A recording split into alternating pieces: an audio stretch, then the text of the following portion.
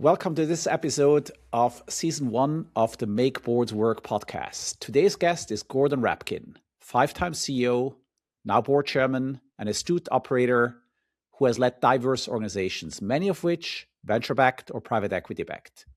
Thank you, and a warm welcome to you, Gordon. Thank you, Mark. Glad to be here.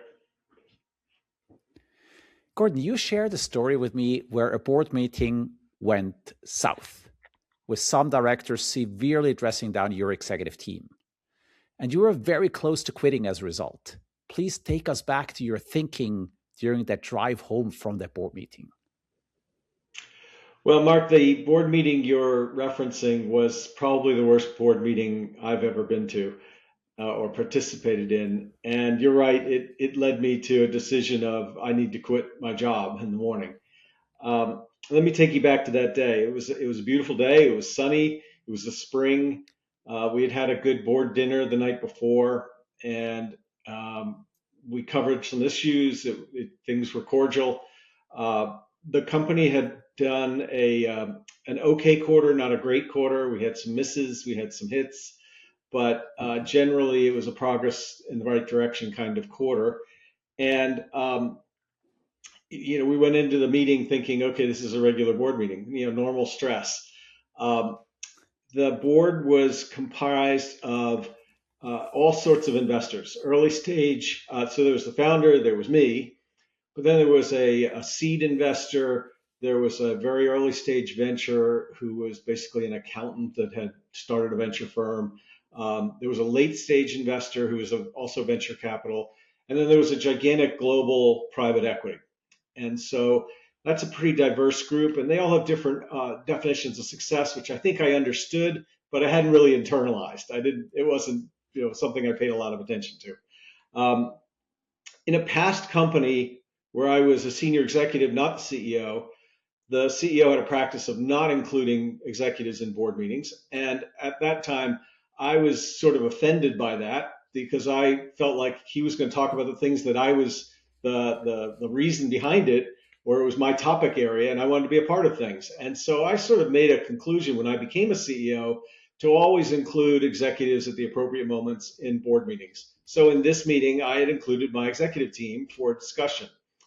And one of the early stage investors decided, the guy who was the accountant, decided to drill in on some number. I don't remember what it was, but it was sort of an irrelevant number that he wanted to just beat it to death. And the later stage venture guy then picked up the baton and started going after a whole lot of topics, very personally after executives who were in the meeting, demoralizing them for missing their area or for not doing more in their area. He basically went nuts and then started attacking me for my leadership and why did I have these stupid people working for me? And it was just horrible.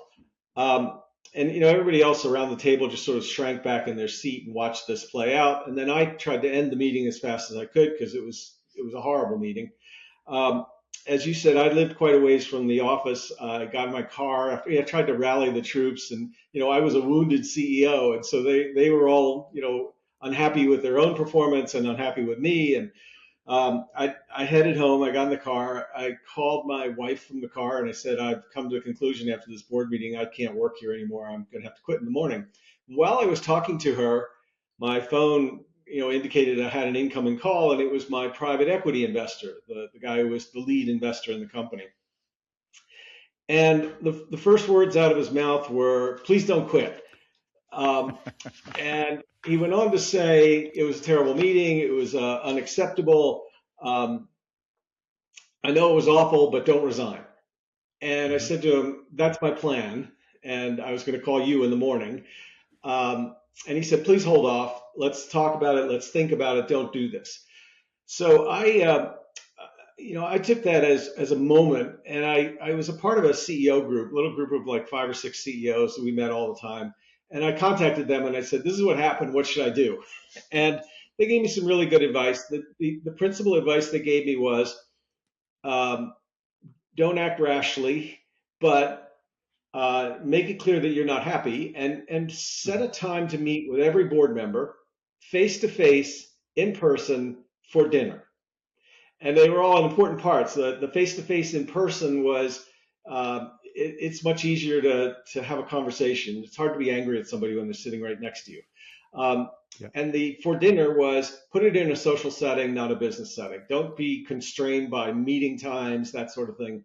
So I set out to do that. And the topic for our dinner, I told them all what I was going to do, and I said to them, we're not going to have any more board meetings until I get through this process and we decide if this is going to work going forward. And the topic was, let's talk about what happened in the last meeting, and then let's talk about what could we do differently and how could we do it better, so that we never have that meeting again and that we become a functional group as a board. Um, it turned out to be the smartest thing that anyone had ever recommended to me. I wish I had thought of it. And what came out of it was, we set some ground rules. We decided that observers' purpose was to observe, and that was specifically for the very junior VC who had started the whole thing, who was actually an observer. He had lost his board seat, but he had retained an observer right. And so we said, okay, observer's job is to observe. We'll ask you if we want your input. And in fact, we'll invite you not to attend, but to do it by video, which he didn't like, and that was pretty harsh. But that was where we ended on that one. And then we also created some rules about how the meeting would operate. And the what came out of for me, one of the big learnings was we recognized that if we had a good quarter, board meetings went really well. And if we had a bad quarter, board meetings went really bad. And if we started the meeting with the results, the financials or the operational results, and they weren't good, then the whole meeting was terrible. So we said, well, then let's stop the practice of starting our meeting with the results. And instead, what we did was we created a second meeting, a precursor meeting, a couple days before the board meeting, to present financials, to review them, to present corporate operating metrics. And our the rule we came to was, this is all rear view mirror. And looking back at what happened over the last quarter, we're going to present the facts, nothing but the facts. We're not going to talk about how we're going to change it, what the future will look like. This is just so we have a grounding that everybody's on the same page. And if you have questions, we'll write them down. We're not going to answer them. And then 2 days later, when we have our board meeting, we'll try to have an answer for you.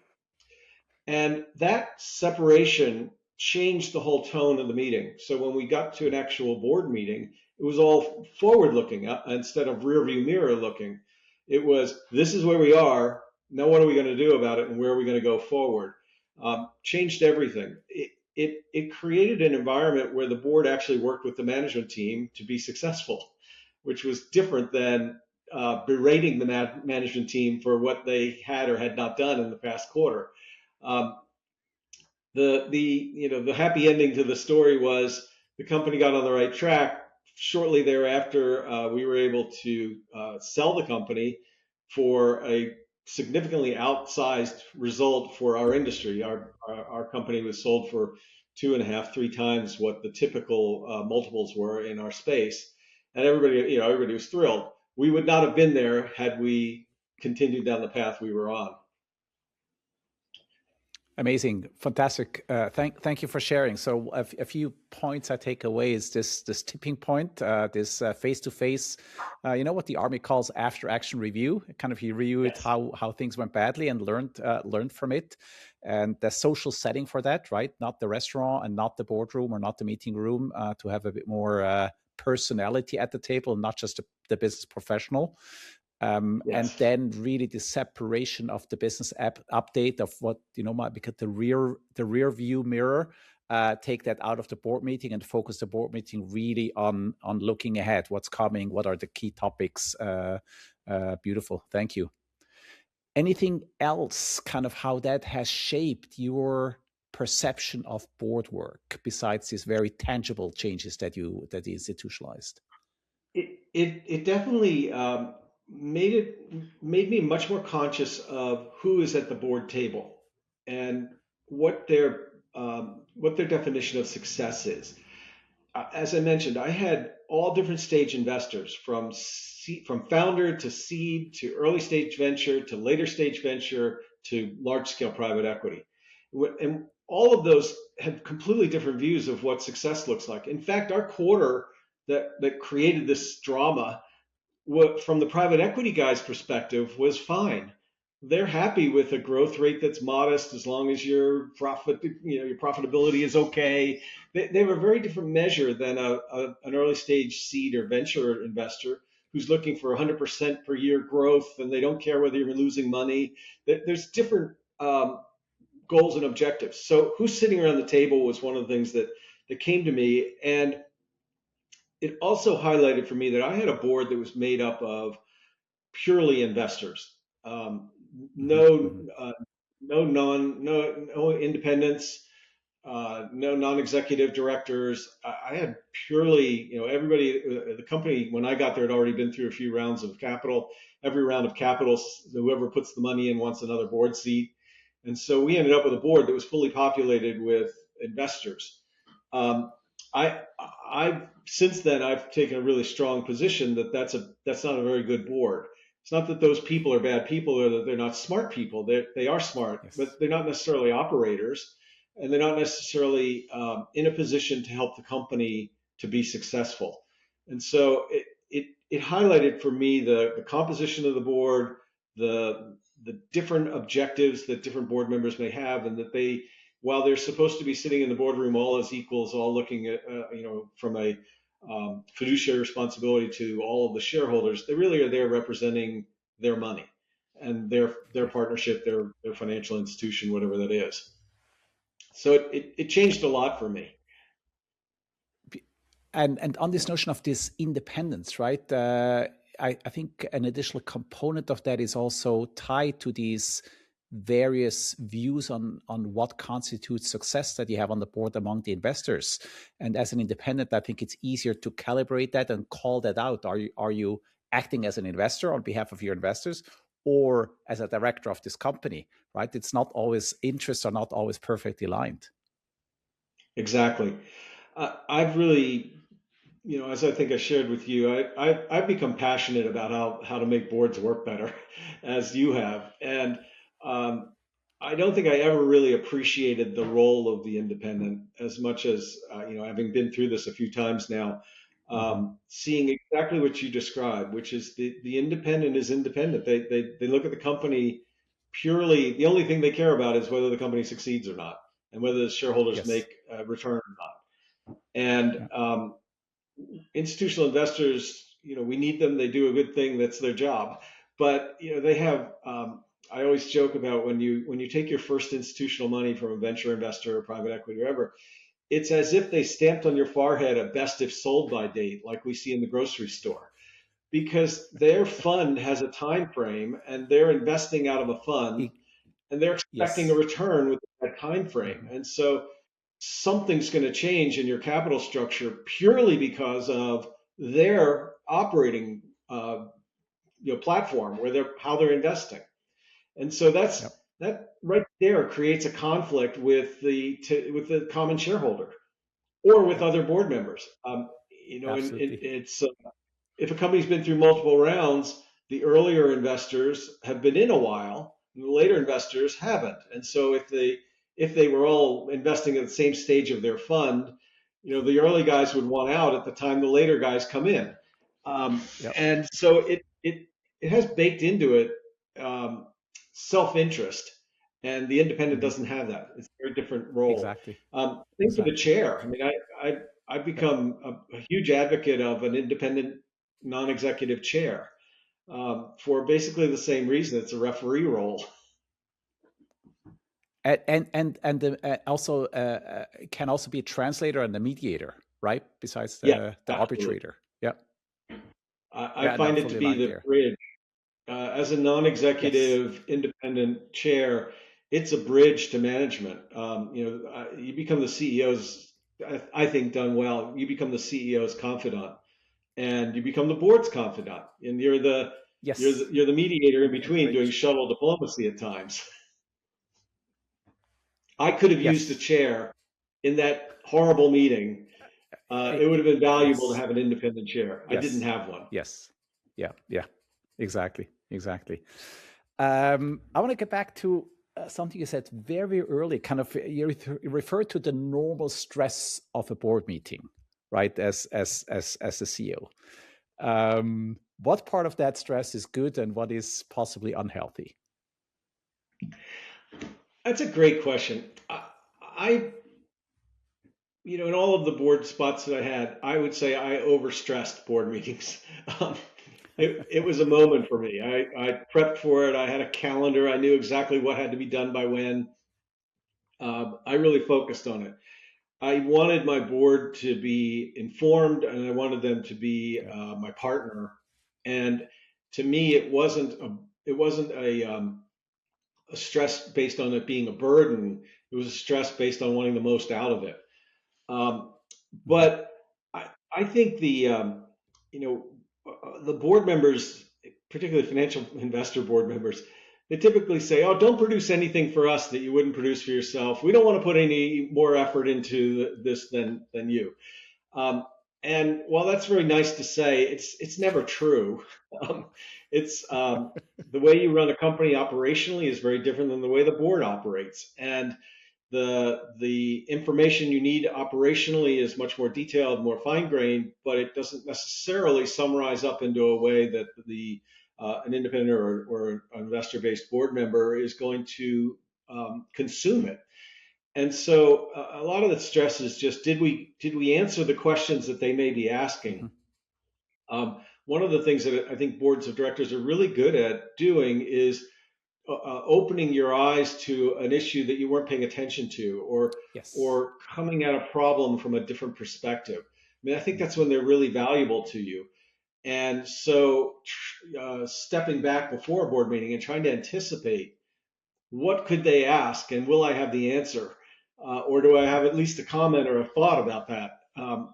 Creates some stress. I think as I said, I like to include executives in the board meeting. For the executives, I think it's a stressful event. They're sort of on display, and they know that it's not their normal operating environment, and that these people hold their Mhm. future in their hands. And that's true for the CEO. I mean, the board, one of the primary roles of the board is to hire and fire the CEO. Yeah. So they're not your friends. They might be nice acquaintances. You might be friendly, but you do work for the board, and so I think that creates some of the stress. I think it's healthy. I don't think it's healthy when you go into it, as in that meeting I described earlier. When you go into it knowing you've got hostility, then it's not healthy. The Mhm. stress is When it's you're toxic. stressed about being, yeah, it's toxic. Yeah. But I think the stress of wanting to get it right is healthy, Mhm. because it Yes. does, it forces the operating executives, the CEO, to step back a little bit. I always talk about the Mhm. tyranny of the urgent, which is the day to Yes. day. Everything's urgent. The You're always hustle. busy, busy, busy, busy, and the tyranny of the urgent is the enemy of the good, which is you don't get that chance to take a breath and look across the whole company. The board meeting forces you to do that. You have to step back. You have to look at the whole company if you're going to have an effective board meeting. I love that, and that's something I try to communicate, especially with young founders, to emphasize the point when you prepare for a board meeting, to not look at it as something I do or they have to do for the board, but really as a luxury of stepping back, of getting out of the daily hustle and elevate themselves to a big picture view. What are the big things that are happening, right? And that's a luxury. That's a privilege. I think if an executive or CEO looks at the board meeting as a burden, as that it's not going to be helpful to me. It's something I got to do. They're missing the opportunity, and Yeah. they're missing the value of having a board. And it could be that the board is not participating in a way that gives them value. In which case, then I think you have to change the way the board works. Yeah. One more thing you mentioned, we touched on a few times now. The question: does the CEO bring the executive team into the board meeting or not? I, I still believe in bringing executives into the board meeting. I think there are moments in the board meeting that you don't want executives in there. And so structuring the board meeting and being clear with the executive team about when they're there, what their role is, Yes. Yeah. what the purpose is. Um, but I feel as though if the board is going to talk about strategic direction, or if it's going to look backward onto performance to date or something like that, that the executives are the ones that have to carry that out, or the ones that can best explain what happened. And Yeah. doing it through the CEO. I mean, the CEO has to be on top of all of it, but just take simple financial results. As a Yeah. CEO, some CEOs are very, very adept at the financial results, or the metrics, operational metrics. They know them, Hmm. back of their Hmm. hand. Hmm. Um, Yeah. I was more of a CEO that was, I understood them, I grasped what they meant, I knew directionally where they were, but I couldn't tell you if the answer was 4.2 or 4.3. I just knew it wasn't five and it wasn't three. It's four. Right. Um, but oftentimes, board members want to know the right answer, and Hmm. Hmm. having having the right person there is an opportunity to for them to shine, to show how much they're on top of things. But I just think it's really valuable. But the board also needs time with the CEO to, Yeah. again, in that blind spot kind of environment, to Hmm. say that executive may or may not be your best candidate for the role, or I hate to tell you, but the company's underperforming and we're going to do something. It's like Hmm. you need that Hmm. moment. Um, Yes. I tend to see board meetings structured into, I prefer to see them structured into time where the executives are there to Yeah. do the operational and the future looking, excuse the executives, time to Hmm. review what just got talked about, CEO and board, um, Yeah. and a time for the board to meet by themselves, often called an executive session, and then a time to get back together with the CEO and have a review of what did the board conclude, what feedback do they have. Um, Yes. and I think the board needs time by itself without the CEO to have a dialogue, or a conversation amongst themselves about the business. Question that I fully agree that executive session is of high value, yet it is often met with resistance by the CEOs, or clearly discomfort, right? How can we convey that to founders or CEOs that it's a good thing, right? That they are being asked to be outside of the room. It's a tough one. It's a very tough one, and I have to say I resisted it, when it first was proposed to me and my first time, because I said I'm a member of this board. I should be in that room. The board includes me. I'm not an external factor, um, and so I resisted. But what became evident to me was kind of going back to the topic we've talked about. Board members have different perspectives. They have different measures of Mhm. success. They have different input for the CEO. What I found was valuable out of the executive session, what I convey to CEOs, that when we introduce this topic of an executive session, is you're going to hear from board member A to do one thing, and from board member B to do something slightly different, and from board member C to do something completely different. And what the executive session does is it gets the board all on the same page. And at least the Yeah. way that I've operated with executive session is, at the end of the board part of the executive session, the chair or whoever's the lead investor, director, Hmm. whatever, uh, summarizes to the board, this is what we're going to tell the CEO, and then they speak with one voice. Yeah. And that's really valuable to the CEO, have the board speak with one voice. And sometimes they just need the time alone to get to that one voice, to, Yes. to Yes. hash it out. Yeah. That's a very powerfully framed. I like that. Very strong. Let's move on. Uh, in our prep call, you also mentioned a quote, whereas the board should really act as a source of competitive advantage. And again, very aligned with my own thinking. How, elaborate on this a little bit more. Well, you made it a little more polite. I call the board needs to be a competitive weapon. Um, so I I think, um, it kind of goes back to this: is the board a burden or are they a help? To me, this is really precious time. You have very smart people that have lots of things to do. You get them in a room or you get them to talk with each other, and they're going to focus their attention on your company. You need to take advantage of that. And turning the board into a competitive weapon, to me, has a lot of elements to it. It at the foundational level, it's curating who is the board, who's on the board, and recognizing that every board seat is important. And there should be a reason why someone is sitting in the seat, and they should have a contribution that they want to make to the company.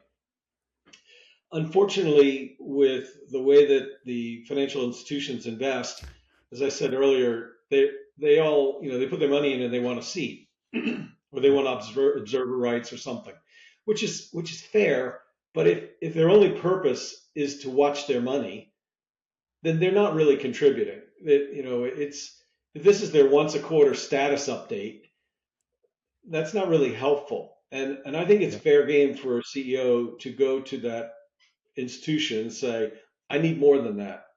I'll even take a more junior person if they'll actually work with me and help. If we need to go research something, can you guys provide some resources to go do that? Whatever.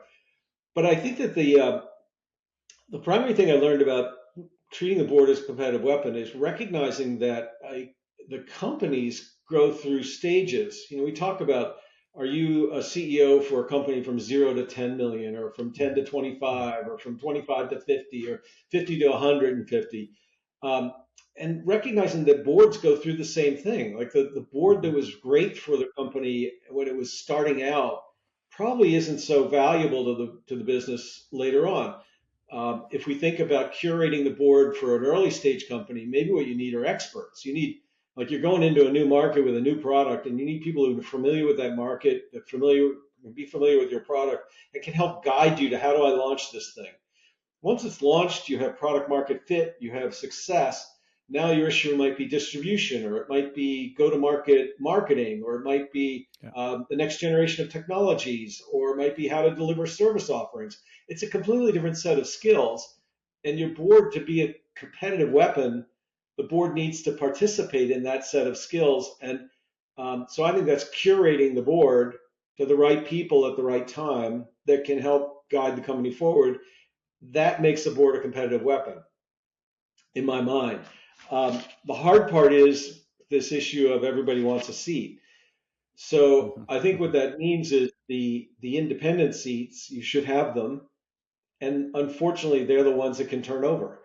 And so independent seats should have a term. You should reassess whether it's the right person every iteration of that term.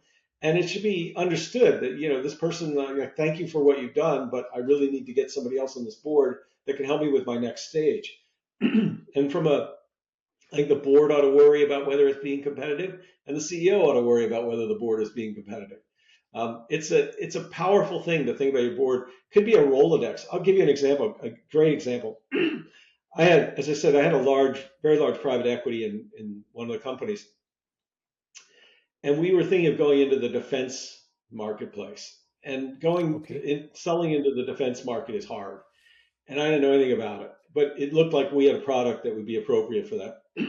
So my very large scale global private equity guy said, "Oh, well, we have an advisory board, and Colin Powell, who at the time was the chairman of the Joint Chiefs of Staff in the United States, said, Colin Powell's on our advisory board. You can have a call with him." I'm like, "Whoa!" It's like I didn't actually take him up on that, but that's an example of a competitive weapon. Like, Yes. Yeah. whoever I was going to compete with going into that market, they didn't have Colin Powell to be an advisor to their board, and so it's finding the right moment for the right people, but it needs to be it needs to contribute. A few things that I just want to again reiterate. These terms, a kind of a period thinking for board roles, because the needs change, the environment changes, and your needs in terms of expertise and skill set and experience set changes. I had one company I worked with. They had three types of boards. They had the starting board was fundraising. It was high scale, so it was a fundraising board. The second was industrial scale board, and the third was an IPO board, right? And it was really designed that way, and that people shift in and shift out for those specific purposes and stages. Yeah, I think it's it's very important. Excuse me. One of the venture firms I worked with actually did something very similar with their board seats. They would shift partners in depending upon where you were in your process, Mm. and they had a partner who was the exit guy. And Oh, when the company came to that point, the exit guy became your board member. that's a nice one. I was not aware of that. What sometimes happens with VCs, that as a company you get downgraded, right, from the partner to the junior. That's a clear signal that you've fallen out of favor. Yes, um, you're not worth the time of the senior person.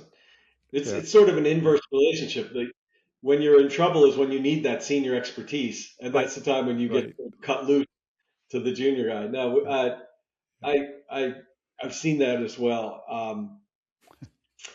I had one example of that where a company got basically relegated. My very first CEO got job. We got relegated to the junior guy, and the guy that showed up was um, very junior, like right out of college. And he hmm showed up, and he was at that time we wore coats and ties and all that to board meetings. yeah. He showed up with a t-shirt and no socks, and he started off by putting his feet up on the board table and telling us, you know what? I know the answer. We just need to sell more. And we all looked at him like, are you kidding? You know, we sort of knew that. Perfect cliche. Wow, wonderful. Um, Gordon, anything that you're passionate about in terms of making boards work that we haven't touched upon yet?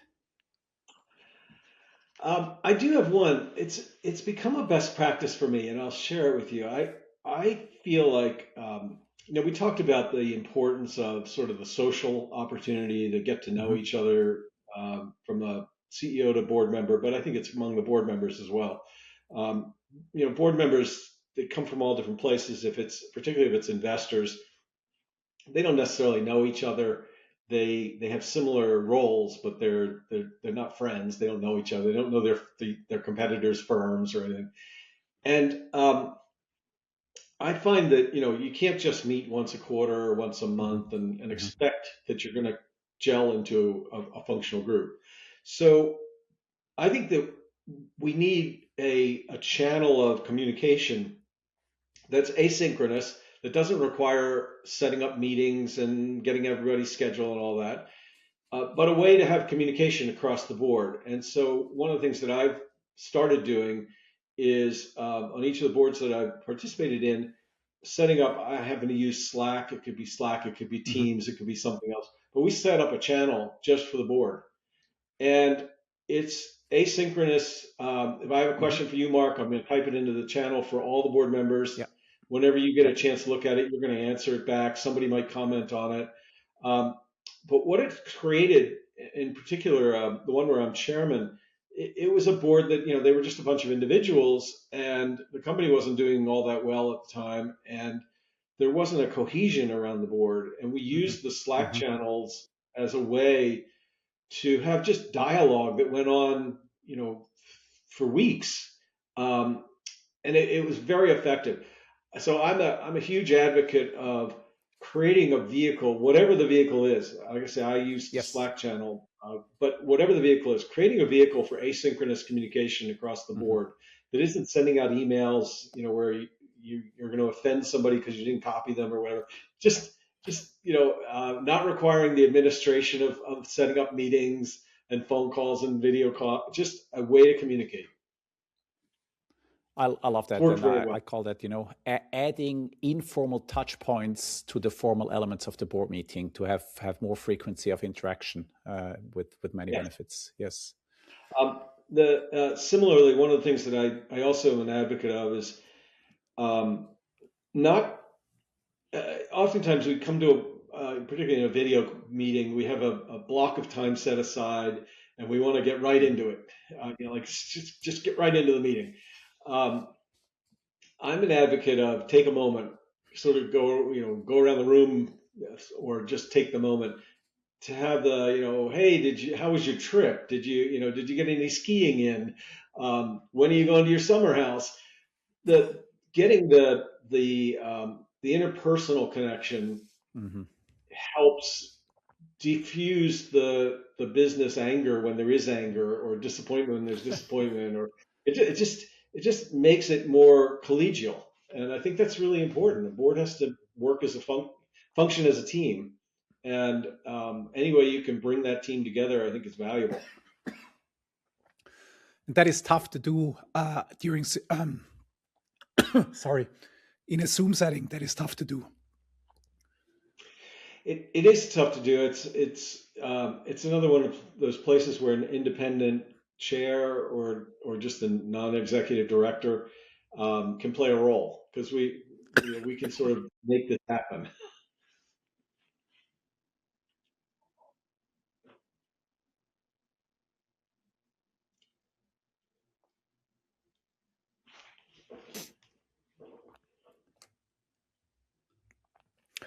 Apologies, I had something in my throat. Gordon, to cap it off, how would your ideal board look like? If you could put your dream board together, dream team, dream board, what people or personalities would be on there? I think that's very dependent upon what stage the company's in, but to me, the ideal board has um, it has some. I think it's because I'm used to it. It has some financial investors on it. It has the people who can control the money, can help you to raise capital if you need it, can help you with the capital issues. So I think it has to have some of that. I think it has to have.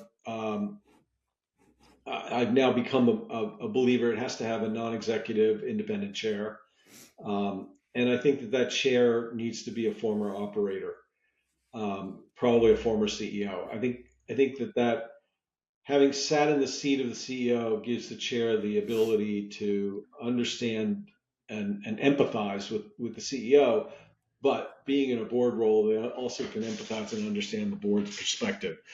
So I think a former CEO of a company of comparable size or bigger. Um, I think depending on the stage, you have to curate, as we talked earlier, for competitiveness, and that means filling some independent seats with sort of plugging holes in the company, which might mean if the company needs help with its go-to-market, it might mean having a really good marketer, or it might mean having a really good technologist, or it might mean um, having someone really good at finance and operations because they're about to go public or they're about to raise some capital. So I think the independents are changeable. That's, as we talked about. That's migrating the skill set. Um, and then I think the interpersonal side of it, which we've talked about quite a bit, is important. So I think Yeah. it's made up of board members who have interpersonal skills and are Yeah. eager to work together as a team, as Mhm. opposed to the lone wolf kind of investor who just shows up and doesn't want to know anybody else, and thinks they're the most important thing in the world. So I think there's a personality screen, if you will, to the perfect board. So to me, it's a mix of individuals, but I think as we said, I think it's curated for the stage of the company to make the Mhm. board the most effective it can possibly be at that Yeah. stage, and that starts with plugging holes in the company's skill sets, and then turns into maybe more of a Rolodex and outward facing um, participation. Thank you so much, Gordon. A few things that I picked up that come to mind as kind of a distillation. The clarity of within the boardroom of what do people see, consider as success, to have that stakeholder alignment clear, at least. The importance of an independent person, possibly independent chair. Uh, this breaking the tyranny of the urgent through the board meeting, and thereby making really the board a competitive weapon, not just a strength or advantage, but really a competitive weapon. And I loved your way of framing the executive session as a chance to get board alignment, to speak with one voice, which then again is of huge value to the CEO, to not get 5 views and 5 directions, but one unified view.